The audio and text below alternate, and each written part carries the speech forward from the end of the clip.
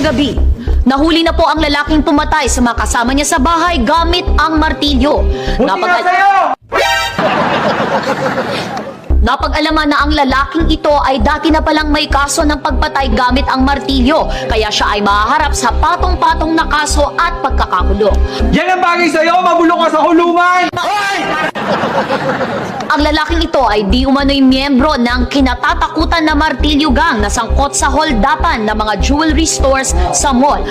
Dapat sa'yo lethal injection eh! Excuse me. Sir, kanina pa po kayo humihirit eh. Kilala niyo po ba yung biktima? Hindi po. Hindi po. Yung suspect, kilala niyo po? Ito po, opo. Kapitbahay po namin yan eh. Bakit po parang galit na galit po kayo sa kanya? Paano po kasi, sa tuwing nanghihiram kami sa kanya ng martilyo, lagi sinasabi, wala raw, yun pala meron! Madamot ka!